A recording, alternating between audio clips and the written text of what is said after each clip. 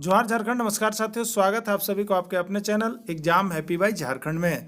तो दोस्तों जुड़ चुका हूं मैं यहां पर आपके लिए टॉप 50 प्रश्न लेकर के आज के शनिवार लाइव टेस्ट में। तो डेली आप यहां पर लाइव टेस्ट में 8 PM में जुड़ सकते हैं और अपनी देख सकते हैं कि आप कितने यहां पर पारा शिक्षक आकलन परीक्षा की तैयारी किए हैं। तो डेली अपनी आकलन करने के लिए आप यहां पर लाइव टेस्ट में अवश्य जुड़ेंगे और क्वेश्चन देखने के बाद बनाने के बाद अवश्य कमेंट कीजिएगा कि आप कितने सही कर पा रहे हैं। तो चलिए चलते हैं प्रश्न की ओर। निम्नलिखित में से कौन विद्युत का सर्वोत्तम चालक है?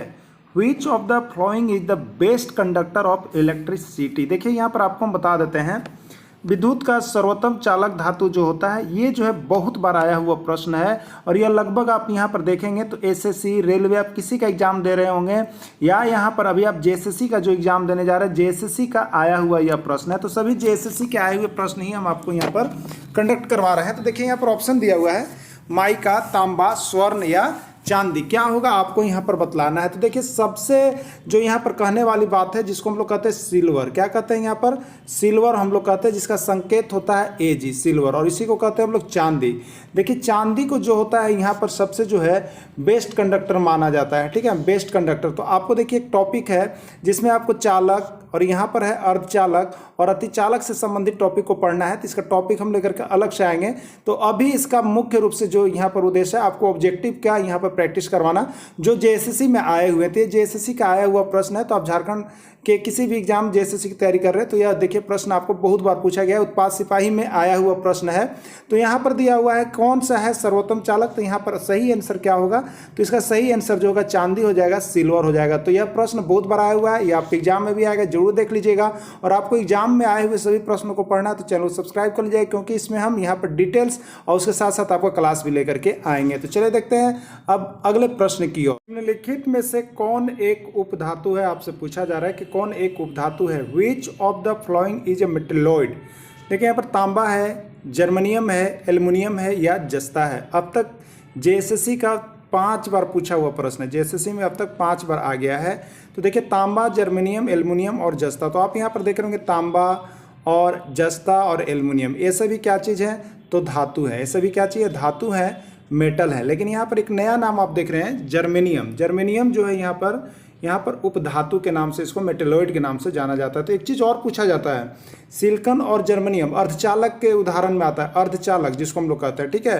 तो पूछा जाता है कि इसमें से कौन सी धातु जो है अर्धचालक है। तो अर्धचालक में आता है सिलिकॉन और जर्मेनियम अर्धचालक के उदाहरण है। तो देखिए यहाँ पर एक क्लास हम आप लोग का लेंगे, उसमें होगा चालक, सुचालक, चालक और अर्धचालक यहाँ पर करेंगे।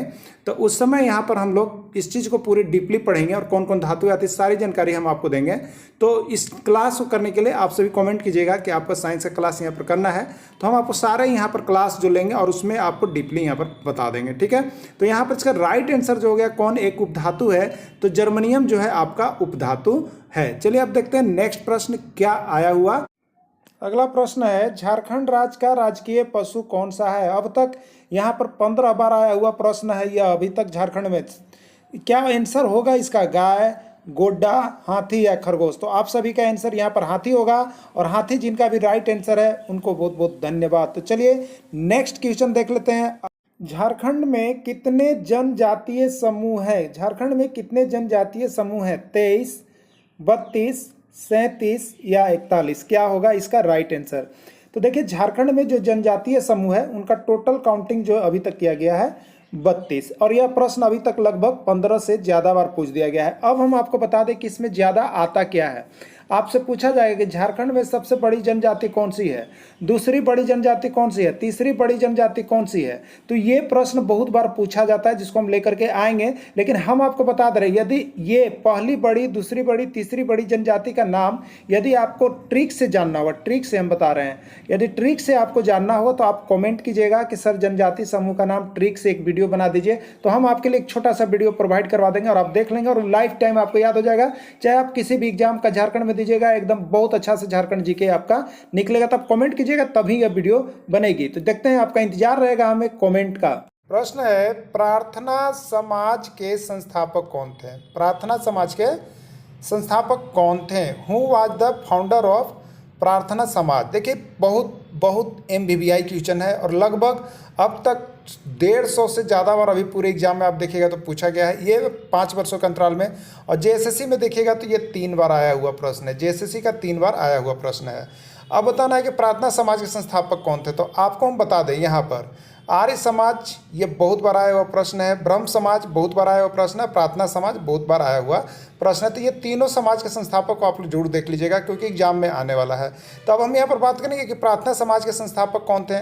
तो यहाँ पर ऑप्शन दिया हुआ है आत्मा राज पांडुरंग, बाल गंगाधर तिलक, एनी बेसेंट और रास बिहारी घोष। तो इसका राइट आंसर जो है देखिए आत्मा राज पांडुरंग जो है वो आपका जो है यहाँ पर इसके अनुसार ऑप्शन के अनुसार प्रार्थना समाज के फाउंडर माने जाते हैं, जो कि राइट आंसर अब तक लगभग 3 बार JSSC में आ गया है। तो आप सभी JSSC के प्रश्नों के आए हुए के लिए देखने के लिए चैनल को सब्सक्राइब करते रहिएगा, जिसमें यहाँ पर हर समय आपको JSSC में आए हुए हर प्रश्नों का यहाँ पर हम जानकारी देते रहेंगे, चाहे वो GK का हो, GS का हो, मैथ का हो यहाँ पर। उसके बाद आपका जो रीजनिंग आ जाए तो रीजनिंग का सारे का जानकारी हम आपको यहाँ पर देंगे, हिंदी के भी। तो आप लोग सभी चैनल को सब्सक्राइब कर लीजिएगा। तो चलिए चलते देखते हैं नेक्स्ट प्रश्न है कि झारखंड में मिट्टी कितने प्रकार के हैं। झारखंड में मिट्टी कितने प्रकार के हैं, 5, 6, 3 या 2। क्या होगा इसका राइट आंसर। तो देखिए इसका राइट आंसर जो है वो आपका है 6। झारखंड में 6 प्रकार की मिट्टी पाई जाती है। तो दोस्तों एक चीज़ हम आपको बता दे रहे हैं, यदि झारखंड की मिट्टी का पूरा वीडियो चाहिए, झारखंड की मिट्टी को देखना है आपको, इसका पूरा वीडियो चाहिए और उसका नाम कौन सी मिट्टी किस क्षेत्र में पाई जाती है, पूछता है कि काली मिट्टी किस क्षेत्र में पाई जाती है, बलुआही मिट्टी किस क्षेत्र में पाई जाती है, लाल पीली मिट्टी सबसे अधिक किस क्षेत्र में पाई जाती है, ऐसा प्रश्न पूछा जाता है। तो अगर ऐसा प्रश्न को आपको जानना है और ट्रिक के साथ, तो आप कमेंट कीजिएगा कि झारखंड की मिट्टी का वीडियो बना करके दीजिए, तो हम आपको जरूर प्रोवाइड करवाएंगे। और वीडियो देखने के बाद झारखंड की मिट्टी से जितना प्रश्न आएगा आप जरूर बना लीजिएगा। तो कमेंट अवश्य करेंगे यहां पर लिख करके कि झारखंड की मिट्टी का वीडियो बनाइए, तब आपको यहां पर मिलेगा। भारत का संविधान भारत को कैसे वर्णित करता है। How does the constitution of India describe India. Bharat कैसे वर्णन करता है। राज्य मंडल के रूप में कहा जाता है, राज्यों का संघ के रूप में कहा जाता है, महासंघ के रूप में कहा जाता है, या इनमें से कोई नहीं। एकदम इसको बता दें कि ये कितने बार अब तक लगभग आ गया है। तो आप एग्जाम की जब तुलना कीजिएगा तो पूरे एग्जाम में आप देखिएगा तो ये 300 से ज़्यादा बार आया हुआ प्रश्न। लेकिन झारखंड के एग्जाम की बात कीजिएगा तो ये 4 बार झारखंड में पूछ दिया गया है। अब हम आपको बता दें यहाँ पर कि भारत का संविधान भारत को कैसे वर्णित करता है। तो देखिए आप कभी भी किताब को पढ़ते होंगे तो आप यहाँ पर पढ़े होंगे भारत जो है एक राज्यों का संघ है। तो यहाँ पर देखिए एक ऑप्शन आया है, जो ऑप्शन 4 को है राज्य मंडल, राज्यों का संघ या महासंघ, या इनमें से कोई नहीं। तो भारत क्या है, तो भारत का यहाँ पर बी नंबर ऑप्शन राज्यों का संघ है, यूनियन ऑफ स्टेट। याद रखिएगा भारत क्या है, एक राज्यों का संघ है जिसको हम लोग कहेंगे यूनियन ऑफ स्टेट। तो यहाँ पर बहुत बार पूछा गया है, 4 ऑप्शन दे देगा कि भारत का संविधान भारत को कैसे वर्णित करता है, कैसे बताता है। तो भारत का संविधान भारत को यहाँ पर राज्यों के संघ के रूप में वर्णित करता है। बहुत बार आया वो प्रश्न है और सारे इंपॉर्टेंट प्रश्न है, इसको देख लेंगे आप सभी। चलिए देखते हैं नेक्स्ट प्रश्न क्या।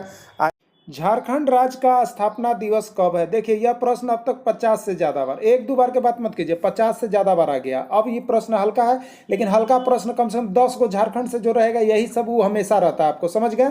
अब देखिए झारखंड का स्थापना दिवस कब है, आपको यहाँ पूछा जा रहा है 12 नवंबर, 15 नवंबर, 15 दिसंबर या 22 दिसंबर। तो चलिए इसका यहाँ पर जो है 15 नवंबर, इसका राइट आंसर 15 नवंबर है। आप लोग भी 15 नवंबर ही दिए होंगे। जो 15 नवंबर दिए होंगे जरूर कमेंट कीजिएगा कि मेरा सही हो, और लास्ट वीडियो देखने के बाद हमेशा कमेंट कीजिएगा कि कितना सही हुआ। अब देखिए ये झारखंड राज्य का स्थापना दिवस जो 15 नवंबर कितना है, 2000 ईस्वी है। यह प्रश्न बहुत बार आता है, इसलिए इसको आप लोग अच्छी तरह से देख लीजिएगा। और झारखंड की तैयारी के लिए, जीके की तैयारी के लिए, जीएस की तैयारी के लिए एकदम चैनल पर जुड़ल रहिएगा, बनल रहिएगा। 100% आपको ट्रिकी और यहाँ पर PDF सब हम तैयारी करवाएंगे, आप इसको देखते रहिएगा। आपको सारा चीज़, अगर तैयारी नहीं होगा तो आप हमें बताइएगा और उसके बाद हम बताएंगे कि आपका तैयारी हुआ कि नहीं हुआ। तो अच्छा मार्क्स लाना है तो आप चैनल को जरूर सब्सक्राइब कर लीजिएगा, क्योंकि यहाँ पर आपको पूरा और अपनी भाषा में ये वीडियो मिलेगा। तो वीडियो के अंत तक यहाँ पर चलेंगे। अब नेक्स्ट वीडियो, 1000 विद्यार्थियों में से 30% विद्यार्थी लड़कियां हैं, तो लड़कों की संख्या कितनी है। देखिए यह प्रश्न अब तक 10 बार आ गया है, इसलिए ऐसे छोटे छोटे प्रश्न आपको आते रहते हैं क्योंकि कॉम्पिटिटिव में। तो आपको देखिए 1000 टोटल विद्यार्थी, जिसमें 30% विद्यार्थी लड़कियां हैं, तो लड़कों की संख्या बताना। तो एक बात आप याद रखते होंगे, लड़का और लड़की मिला के 100% होता है, ठीक है। इसमें 30% लड़कियां को आपने निकाल दिया, तो 100% में से 30% निकाल दिया, बच्चा कितना 70%। ये 70% क्या है, लड़के हैं, 70% क्या है, लड़के हैं। तो अब आप यहाँ पर जो है क्या करेंगे, 1000 का 70% आप निकाल लेंगे, 70% यानी 70/100 आप करेंगे, ठीक है। 1 0 1 0 कैंसिल, 1 0 1 0 कैंसिल। अब कितना बचा, 100 और 7 को गुना करेंगे 700, यानी यहाँ पर लड़कों की संख्या कितना है, 700 है। इसमें ऑप्शन देखिए, पहला है 300, दूसरा 400, तीसरा 500 और चौथा है 700। तो यहाँ पर सही आंसर क्या हो जाएगा, 700। तो देखिए इस तरह से हम लोगों को यहाँ पर स्पीड में काम करना है, धीरे धीरे फॉर्मूला वाइज नहीं करते रहना, ट्रिकली पढ़ना है और ट्रिकली चलना है। तो सारे प्रश्नों को इसी तरह से हम यहाँ पर कवर अप करवाते रहेंगे। तो मैथ्स की तैयारी के लिए भी आप चैनल को यहाँ पर ज्वाइन कर लीजिएगा, क्योंकि इस पर आपको सारी तैयारियां करवाई जाएगी। तो चलिए देखते हैं अब अगला नेक्स्ट प्रश्न। अगला प्रश्न है कि गंगा नदी झारखंड के किस जिले में बहती है। देखिए गंगा नदी किधर है, इसको आप दिमाग में लगाइए। गंगा नदी दुमका में है, रामगढ़ देन है, हजारीबाग है या साहिबगंज है। तो आपको हम बता दें, देखिए ये साहिबगंज जो सेक्टर है ये पटना से सटा हुआ भाग है, पटना से सटा हुआ भाग है ना। और पटना में गंगा नदी है कि नहीं है, गंगा नदी है ना पटना में। अब बताइए, तो ये दुमका, रामगढ़, हजारीबाग, ये तो यहाँ पर गंगा साइड नहीं है, यहाँ पर कोई इस प्रकार की नदी नहीं है। तो अब पूछा जाता है, देखिए ये 30 बार से ज्यादा बार आया है प्रश्न, इसलिए इसको कंफ्यूज मत कीजिएगा। इसलिए गंगा नदी झारखंड के किस जिले से बहती है, तो आप कंफर्म हो जाइए कि वह जो है साहिबगंज जिला है, जहां से गंगा नदी होकर के बहती है। तो ये साहिबगंज। अगला प्रश्न है आपका कि 500 रुपए की राशि को राम और रहीम के बीच 3:2 में बांटा जाता है, तो राम की राशि कितनी है। देखिए टोटल राशि कितनी दी हुई है आपको, 500, टोटल 500 है। अब देखिए राम को कितना मिला है, तो राम को 3 भाग, राम को कितना मिला है, 3 भाग। और रहीम को कितना मिला है, रहीम को मिला है 2 भाग, यही मिला है ना। और इसी को 3:2 में बांटा गया है। तो देखिए इस तरह का एक प्रश्न, अभी तक जेएसएससी की बात करेंगे तो यह 10 से ज़्यादा बार आ गया है, लेकिन अन्य किसी का बात कीजिएगा तो ये 100 से भी ज़्यादा बार आया हुआ प्रश्न, और एक प्रश्न आता है और इसको 1 सेकेंड से ज़्यादा नहीं लगता। देखिए क्या कीजिएगा आप, अब यहाँ पर किसी का भी बताना है, अगर राम का बताना है या रहीम का बताना, राम की राशि बताना है, तो यहाँ पर क्या कीजिएगा, यहाँ पर आप कर लीजिएगा राम का अनुपात, ठीक है, राम का अनुपात बट्टे कुल अनुपात कर लीजिएगा। क्या कर लीजिएगा, कुल अनुपात, जो भी होता है कुल अनुपात, और इनटू यहाँ पर कर लीजिएगा दी गई राशि, ठीक है। तो राम का देखिए जो 500 रुपए के राम और रहीम के बीच, तो शुरू राम है तो राम का 3 है, और रहीम है तो रहीम का 2 है। तो अब आप क्या करेंगे, तो यहाँ पर देखिए अब आपको करना है राम का राम अनुपात, तो 3 हो गया, ठीक है। राम का कितना है, 3 है। और टोटल, तो टोटल अनुपात कितना हो गया, 3 और 2, इसको जोड़ लीजिएगा, तो 3 और 2 कितना हो गया, 5। और गुने कुल राशि, तो कुल राशि कितना में से आपको यहाँ पर डिसीजन करना था, 3:2 500, तो ये हो गया 500। इस तरह से आप कर लेंगे। अब 5 से 500 को काटेंगे, कितने बार में कटेगा, 100, यानी अब बच्चा आपके पास 3 गुने 100, तो 3 गुने 100 कितने कीजिएगा तो कितना आएगा, 300। ये 300 राशि किसके लिए आ रही है, देखिए आपने राम का अनुपात यहाँ पर क्या है, राम का अनुपात 3 है, तो राम का किया है तो 3, यानी 300 जो रुपए की राशि आ रही है वो राम के लिए आ रही है। यानी 500 रुपए में राम को कितना भाग मिलेगा, तो 300 रुपए राम को मिलेगा, तो बाकी कितने बच गए, 200, तो 200 रुपए किसको मिलेंगे, रहीम को। तो इसी तरह से देखिए इसका जिसका भी भाग निकालना है उसका अनुपात ऊपर और बट्टे कुल अनुपात कर दीजिएगा, तो 3 और 2 5 हो गया, और गुने कुल राशि। इस तरह से आप जब आप बनाएंगे तो आपको यहाँ पर जो है क्लियर हो जाएगा। और आपके इस तरह के प्रश्न एगो हमेशा एग्जाम में रहेंगे, तो ऐसा देख लीजिएगा। लास्ट में हम आपको यहाँ पर प्रश्न भी देंगे जिसका आपको कमेंट करना होगा, तो आप जरूर यहाँ पर लास्ट तक वीडियो देखिएगा। और डेली यहाँ पर जुड़े रहने के लिए आप कमेंट कीजिएगा कि डेली आपको यदि मैथ का वीडियो चाहिए तो आप कमेंट कीजिएगा कि सर डेली दीजिए, तो हम आपके लिए डेली लेकर के आएंगे। इसलिए वीडियो देख करके कमेंट करना नहीं भूलिएगा। चलिए अब देखते हैं नेक्स्ट प्रश्न। झारखंड राज्य का पूरब से पश्चिम की लंबाई कितनी है, आपको बतलाना है। चलिए इसको आप लोग अब तक नहीं जानते होंगे, लेकिन इसको मैं ट्रिक से आपको यहीं पर बता दे रहा हूँ कि पूरब से पश्चिम की लंबाई कितनी है। यह एक प्रश्न आपके एग्जाम में जरूर होगा। तो इसका यहाँ पर जो दिया हुआ है ऑप्शन 463 किलोमीटर, 564 किलोमीटर, 456 किलोमीटर या 546 किलोमीटर, क्या होगा। आप एक चीज याद रखिएगा, आप पूरब से पश्चिम, ठीक है, पू लिखते हैं ना, पू लिखते हैं, पूरब से पश्चिम। ये जो पू है यहाँ पर आप जो देख रहे हैं, ये यहाँ पर ले लाइए, तो ये कितना हो गया, ये प जो हो गया यहाँ पर लिख लिए, ठीक है। ये जो इस प्रकार से आपने लिखा है इसको आप सीधा ले लीजिए, तो 6 हो गया, यानी 4 6। तो अब आप देखिएगा 4 6 वाला ऑप्शन इसमें किस में है, फर्स्ट में है, तो 463 किलोमीटर होता है। एकदम इसको इसी तरह से बना लीजिएगा, तो इसका सही आंसर क्या होगा, 463 किलोमीटर। कैसे आप जांच करेंगे, तो एक बार फिर हम आपको बता दे रहे हैं। देखिए पूरब आप लिखते हैं ना, पू और र ऐसे लिखते हैं ना, ये हो गया क्या चीज, 4, ठीक है। ये इस तरह से आप जो कर रहे हैं इसको सीधा उसको कर लीजिएगा, तो हो जाएगा 6, और बाकी 4 6 वाला कोई ऑप्शन आपको नहीं मिलेगा। तो यहाँ पर 463 किलोमीटर जो होता है पूरब से पश्चिम की लंबाई इसका है, जो कि अब तक लगभग 20 से ज़्यादा बार यहाँ पर एग्जाम में आ गया है। तो इसको आप जरूर देख लीजिएगा और ऐसे ट्रिक से आप बना। एक त्रिभुज के तीनों कोनों का अनुपात क्रमशः 3:2:5 है, तो सबसे बड़ी कोण का मान क्या होगा? ये भी आपका जेएसएससी का ही आया हुआ प्रश्न है। अब आप देखेंगे एक त्रिभुज के तीनों कोण का अनुपात क्रमशः 3:2:5 है, तो सबसे बड़ी कोण का मान क्या होगा? तो देखिए यहाँ पर एक त्रिभुज से संबंधित एक आप नियम जानते हैं कि त्रिभुज के तीनों कोणों का योगफल कितना होता है, तो यहाँ पर 180 डिग्री होता है। ठीक है, तो तीनों कोण कितना है, अनुपात दिया है इसलिए x कर लेंगे, हम मानते हैं यहाँ पर। तो 3x + 2x + 5x equal to कितना हो गया, 180 डिग्री। अब देखेंगे 3x और 2x, 5x और 5x कितना होता है, 10x। तो 10x इक्वल टू कितना हो गया, 180 डिग्री। अब x का मान आप निकाल लेंगे। ठीक है, तो 10x बराबर 180 डिग्री हो गया है यहाँ पे। अब x बराबर कितना होगा, तो x बराबर होगा 180 डिग्री और बट्टे यहाँ पर 10 हो जाएगा। तो 10 से आप काटेंगे तो हो जाएगा आपका 18 डिग्री, हो गया ना। तो देखिए इसमें सबसे बड़ा कोण जो है, सबसे बड़ा यहाँ पर कितना अंक है, 5x, यही ना है 5x। तो अब इसका मान आप बिठा के देखिएगा x का आप यहाँ पर। ठीक है, तो अब देखिएगा 5x सबसे बड़ा है, तो 5 और x का मान 18 डिग्री आया है। ठीक है, तो 5 × 18 डिग्री बराबर कितना हो गया, 90 डिग्री। अब देखिए 2 में 18 से गुना कीजिएगा, इसी तरह से 2 × 18 डिग्री तो कितना होगा, 36 डिग्री। 3 × 18 डिग्री तो कितना होगा, 54 डिग्री। तो सबसे बड़ा जो हो गया उसमें कितना हो गया, 90 डिग्री हो गया, 90 डिग्री।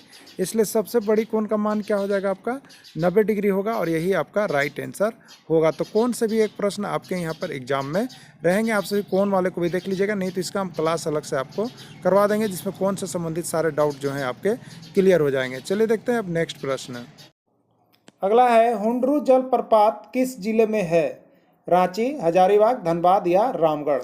तो चलिए इसका सही आंसर है रांची। हुंडरू जलप्रपात जो है रांची में स्थित है और अब तक लगभग 20 से ज़्यादा बार आने वाला यह प्रश्न है। अब हम आपको बता दें कि यदि जलप्रपात से जो भी प्रश्न आता है उसको यदि आप ट्रिकली याद करना चाहते हैं तो आप इस वीडियो को लाइक करके वहाँ पर कमेंट कीजिएगा कि जलप्रपात से आने वाले सभी प्रश्नों का ट्रिक का वीडियो यहाँ पर लेकर के आइए, तो हम आपको ट्रिक की वीडियो भी उपलब्ध करवाएंगे, जो कि आप यहाँ पर एक बार देख लेते हैं तो जलप्रपात से एक प्रश्न जरूर आता है, वो सारे प्रश्नों को आप यहाँ पर एकदम अच्छी तरह से बना लीजिएगा। तो जलप्रपात से यदि ट्रिक चाहिए तो आप कमेंट कीजिएगा, मैं आपके लिए जलप्रपात से वीडियो लेकर। वर्ग और आयत का क्षेत्रफल आपस में बराबर है। आयत का क्षेत्रफल 25 वर्ग सेंटीमीटर है, तो वर्ग का परिमाप कितना होगा? देखिए यहाँ पर क्या कहा गया है कि वर्ग और आयत का क्षेत्रफल बराबर है, यानी वर्ग का क्षेत्रफल बराबर क्या कह रहा है, आयत का क्षेत्रफल, यही कह रहा है ना, आयत का क्षेत्रफल। अब बताइए वर्ग का क्षेत्रफल और आयत का क्षेत्रफल आपस में बराबर है और आयत का क्षेत्रफल 25 है, तो अब क्या हो जाएगा, तो देखिए वर्ग का क्षेत्रफल, ठीक है, वर्ग का क्षेत्रफल यही लिया हुआ है ना, वर्ग का क्षेत्रफल और बराबर आयत का क्षेत्रफल। तो देखिए आयत का क्षेत्रफल दिया हुआ है 25 वर्ग सेंटीमीटर, तो यहाँ पर 25 लिख दिया। ठीक है, वर्ग का क्षेत्रफल क्या होता है, ए स्क्वायर, यानी भुजा का स्क्वायर बराबर कितना होता है, 25। इसलिए भुजा बराबर कितना हो गया, स्क्वायर हटाइएगा तो इधर बैठेगा रूट, यानी 25। 25 का वर्गमूल कितना हो गया, 5, और इस सेंटीमीटर इसलिए 5 सेंटीमीटर हो जाएगा। ठीक है, तो आपको वर्ग का भुजा निकल गया है 5 सेंटीमीटर। निकालना क्या है, वर्ग का परिमाप कितना होगा? तो देखिए वर्ग का परिमाप क्या होता है, तो आप लोग जानते होंगे वर्ग का परिमाप। ठीक है, वर्ग का परिमाप बराबर क्या होता है, तो बराबर होता है 4 गुने भुजा, 4 गुने भुजा होता है ना। अब देखिए 4 गुने भुजा, भुजा कितना आ गया है आपका, तो भुजा आपका आया था 5, 4 गुने 5 यही आया ना। तो 4 गुने 5 जब आप करेंगे तो कितना होगा, 20 वर्ग सेंटीमीटर, और यही होगा आपका आंसर। ठीक है, अब 20 किस में है, सेकेंड नंबर में है, तो यही जो है आपका रिजल्ट यहाँ पर हो जाएगा और ये आपका सही आंसर हो गया। अब देखिए यहाँ पर जो है इसी तरह का प्रश्न हम आपको डेली देते रहेंगे, जिसका आप यहाँ पर जुड़ करके तैयारी कर सकते हैं। अब देखते हैं नेक्स्ट प्रश्न। वंदे मातरम किसने लिखा था? बंकिम चंद्र चटर्जी, शरद चंद्र चट्टोपाध्याय, रविंद्रनाथ टैगोर या महात्मा गांधी? तो देखिए वंदे मातरम ये जो है हमारा राष्ट्रीय गीत है। ठीक है, राष्ट्रीय गीत है वंदे मातरम। इसको किसने लिखा था? तो ये अब तक लगभग 1000 से ज़्यादा बार आपका एग्जाम में पूछ दिया गया, तो सारे इंपॉर्टेंस क्वेश्चन को ही हम यहाँ पर करवा रहे हैं, आप देखते रहिएगा। तो वंदे मातरम जो राष्ट्रीय गीत है हमारा, यहाँ पर किसने लिखा, तो उसके लिखने वाले जो है बंकिम चंद्र चटर्जी हैं। अब बताइए यहाँ पर राष्ट्रीय गीत हो गया, ठीक है। राष्ट्रीय गान जो जन गण मन अधिनायक की जय है उसको किसने लिखा, तो वो रविंद्रनाथ टैगोर ने लिखे हैं, ठीक है। तो राष्ट्रीय गीत वंदे मातरम बंकिम चंद्र चटर्जी के द्वारा, और राष्ट्रीय गान जन गण मन अधिनायक की जय है रविंद्रनाथ टैगोर के द्वारा लिखा गया है। चलिए चलते हैं अब नेक्स्ट। हास्य गैस या लाफिंग गैस किससे कहते हैं, ये प्रश्न तो बहुत ही इंपॉर्टेंट है, MVVI क्वेश्चन है जो हर बार लगभग एग्जाम में आपका GS के अंतर्गत आ जाता है। कार्बन मोनोऑक्साइड होगा, सल्फर डाइऑक्साइड होगा, हाइड्रोजन पेरोक्साइड या नाइट्रस ऑक्साइड। तो हम बता दें हास्य गैस जिसको हम लोग लाफिंग गैस, हंसाने वाली गैस के भी नाम से जानते हैं, तो यह जो गैस है उसको हम लोग कहते हैं नाइट्रस ऑक्साइड। क्या कहते हैं, नाइट्रस ऑक्साइड। तो देखिए नाइट्रस ऑक्साइड ऑप्शन में रहेगा तो ठीक है, न तो कभी कभी इसका जो है यहाँ पर सूत्र भी दिया हुआ रहता है, ठीक है। तो नाइट्रस ऑक्साइड का सूत्र होता है N2O, ठीक है। N2O भी कभी कभी यहाँ पर दे देता है, N2O दे देगा, NO2 दे देगा, NO3 दे देगा। इस तरह से ऑप्शन भी कभी कभी रहता है, यहाँ जैसे लिखा हुआ है और उस समय लिखा हुआ नहीं रहेगा। तो क्या लेंगे हम लोग, N2O, जिसको हम लोग नाइट्रस ऑक्साइड के नाम से जानते हैं। इसी को लाफिंग गैस, हंसाने वाली गैस के नाम से भी जानते हैं। चलिए अब देख, रामचरितमानस के लेखक कौन है। यहाँ पर बहुत बार आया हुआ प्रश्न और सबसे इम्पोर्टेंट प्रश्न है कि रामचरितमानस के लेखक कौन है, सूरदास, तुलसीदास, कबीर या वेद व्यास। ये अब तक आपको हम बता दें 1000 से भी ज़्यादा बार आपके एग्जाम में पूछ दिया गया है, सभी एग्जाम की तुलना करेंगे तब। और यहाँ पर अगर हम यहाँ पर इधर तुलना करेंगे स्टेट लेवल में भी, तो वहाँ पर आ रहे हैं, तो उसमें आपका जो है तुलसीदास होगा, ठीक है। क्या होगा आपका, रामचरितमानस के लेखक तुलसीदास होंगे। राइट आंसर इसका तुलसीदास है। चलिए देखते हैं नेक्स्ट प्रश्न। श्रीनगर किस नदी पर स्थित है, तवी, झेलम, गंगा या यमुना। श्रीनगर, ये भी प्रश्न बहुत इंपॉर्टेंट है, अब तक लगभग 1500 से ज़्यादा बार आपके एग्जाम में आ चुके हैं, इसलिए इसे एग्जाम की दृष्टि से बहुत ही महत्वपूर्ण है आप सभी के लिए। तो श्रीनगर किस नदी के तट पर स्थित है, तो यहाँ पर जो है झेलम नदी, झेलम नदी के तट पर जो है श्रीनगर स्थित है। बहुत बार और बहुत ही MVVI क्वेश्चन, इसको आप लोग सभी को कवर अप जरूर कर लीजिए। धन्वंतरी जो चंद्रगुप्त विक्रमादित्य के दरबार में थे वो एक थे, यहाँ पर पूछ रहा है धन्वंतरी जो चंद्रगुप्त विक्रमादित्य के दरबार में थे वो एक सुप्रसिद्ध क्या थे, संगीतकार थे, राजस्व विशेषक थे या सेनाध्यक्ष थे या चिकित्सक थे। तो धन्वंतरी जो है वो यहाँ पर चिकित्सक थे, और अभी तक के एग्जाम में 2000 से ज़्यादा बार अब तक लगभग पूछा गया है। यानी धन्वंतरी जो है यहाँ पर क्या थे, एक चिकित्सक थे, जो हर बार पूछा जाता है कि धन्वंतरी कौन थे, तो एक चिकित्सक थे। किसके दरबार में रहते थे, तो विक्रमादित्य के दरबार में रहते थे। और किसके लिए प्रसिद्ध थे विक्रमादित्य के दरबार में, तो चिकित्सक के नाम से प्रसिद्ध थे। चलिए देखते हैं अगला प्रश्न। भारत के राष्ट्रपति के निर्वाचन के लिए न्यूनतम आयु सीमा कितनी निर्धारित की गई। देखिए हम आपको बता दें यहाँ पर राष्ट्रपति का, लोकसभा का, राज्यसभा का सदस्य, ये सब के लिए आयु आप देख लीजिएगा, प्रधानमंत्री का कितना होना चाहिए, क्योंकि इससे एक प्रश्न आपको आते हैं और यह प्रश्न अब तक 1000 से ज़्यादा बार पूछ दिया गया है, आपके सभी एग्जाम की तुलना करेंगे। तो अब यहाँ पर बताना है कि भारत के राष्ट्रपति के निर्वाचन न्यूनतम आयु सीमा कितनी निर्धारित की गई है। तो इसका जो राइट आंसर होगा वो है 35 वर्ष। यानी राष्ट्रपति बनने के लिए कम से कम 35 वर्ष आपका होना चाहिए, उसके बाद ही बन सकते हैं। अगर इससे कम उम्र है तो आप राष्ट्रपति के उम्मीदवार नहीं हो सकते हैं। तो चलिए देखते हैं नेक्स्ट। निम्न में से नीला ग्रह किसको कहते हैं, शनि, बृहस्पति, पृथ्वी या मंगल। यह प्रश्न अब तक 2000 से ज़्यादा बार पूछ दिया गया है आपके सभी एग्जाम में, ठीक है।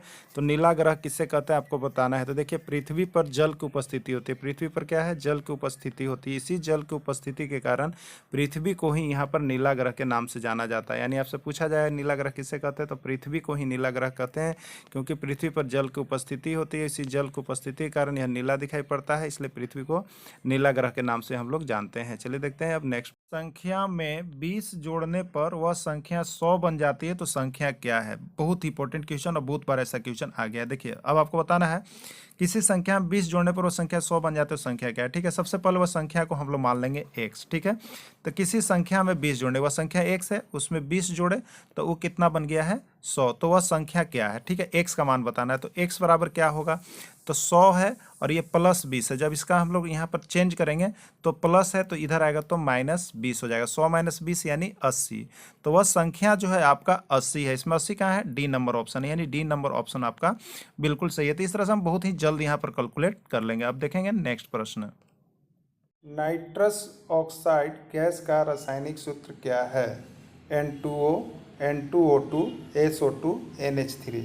देखिए यहाँ पर नाइट्रस ऑक्साइड जिसको हम लोग लाफिंग गैस के भी नाम से जानते हैं या इसी को हंसाने वाली गैस के नाम से भी जानते हैं। अब तक 5000 से ज़्यादा बार यह GS के अंतर्गत आप सभी को पूछ दिया गया है, लेकिन इसका कभी कभी रासायनिक सूत्र भी पूछ देता है, ठीक है। कभी पूछेगा कि यहाँ पर लाफिंग गैस के नाम से किसको जानते हैं, तो नाइट्रस ऑक्साइड आंसर हो जाएगा, ठीक है।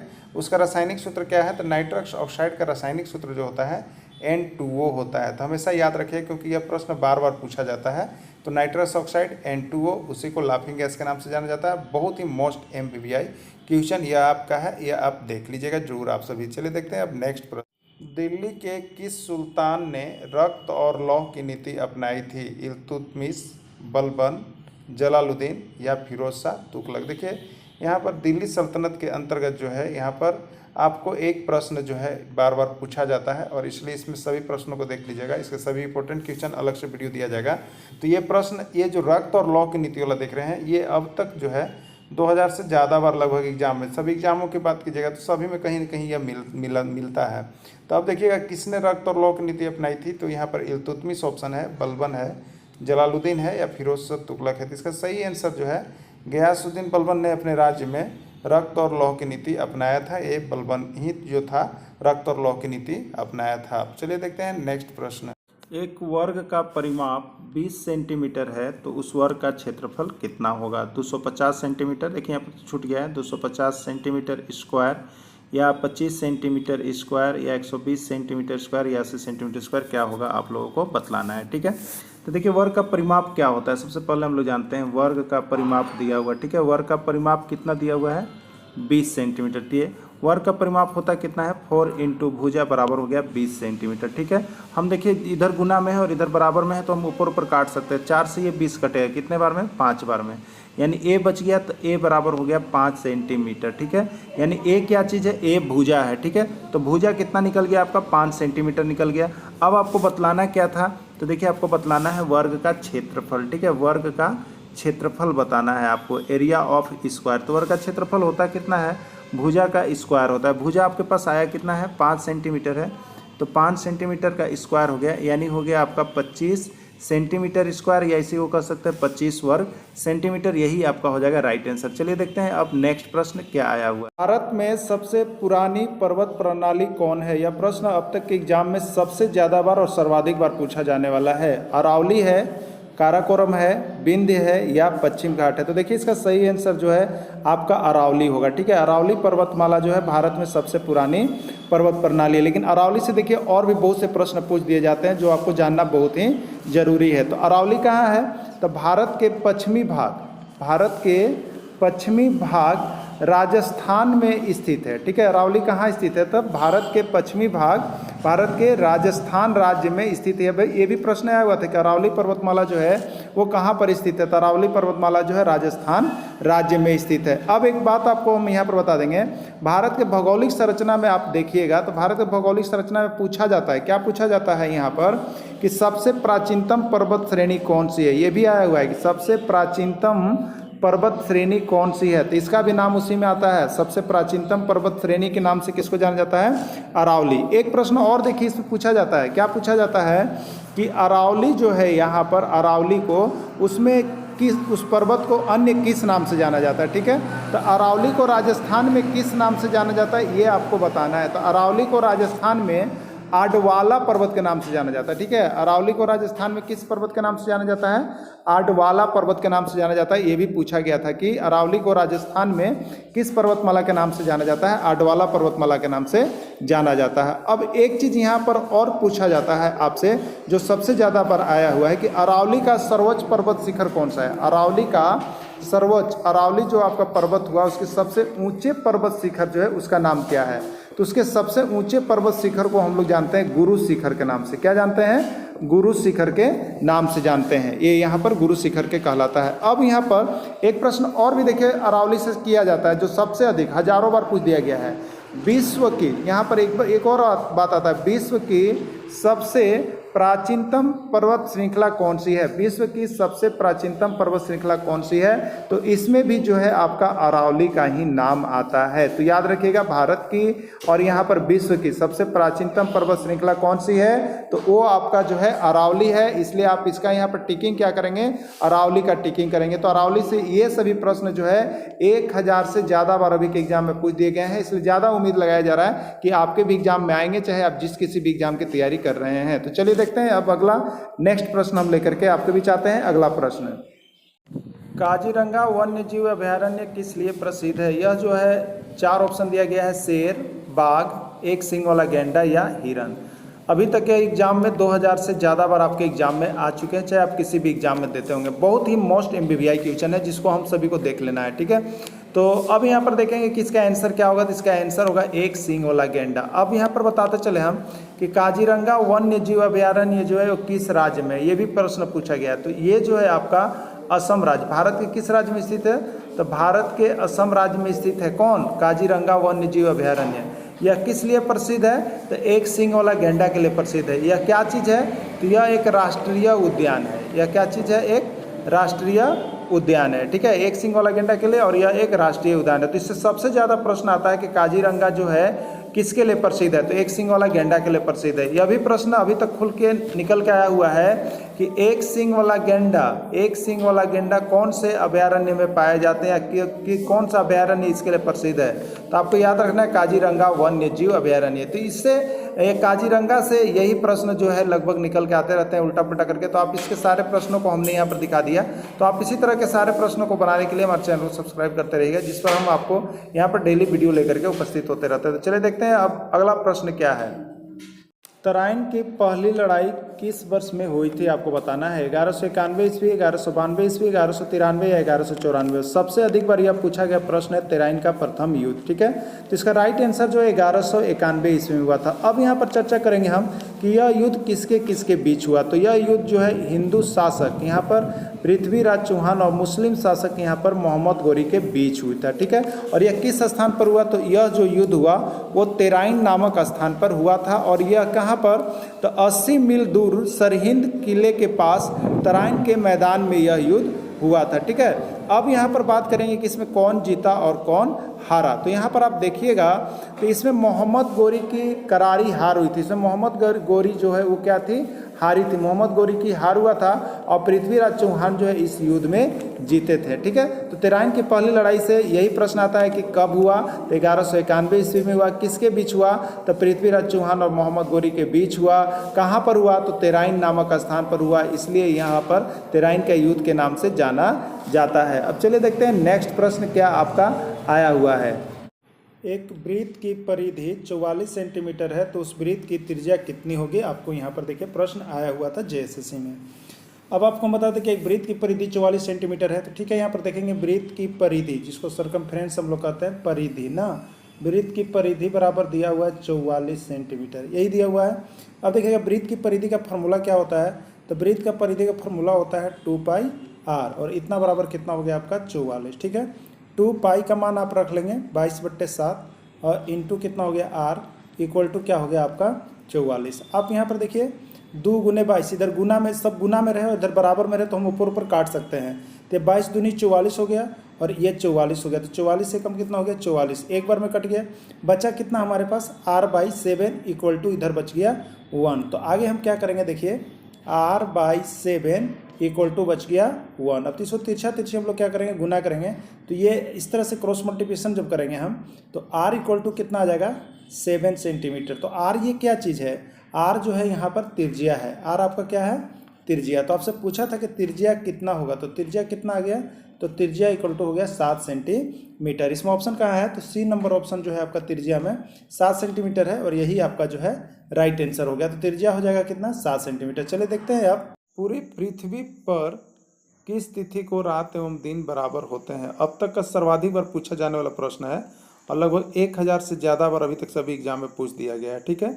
और ये बार बार आते हैं, इसलिए आप लोग इसको जरूर देख लीजिएगा। 21 मार्च तथा 23 जुलाई, 21 जुलाई तथा 23 सितंबर, 21 मार्च तथा 23 सितंबर, 22 दिसंबर तथा 21 मार्च।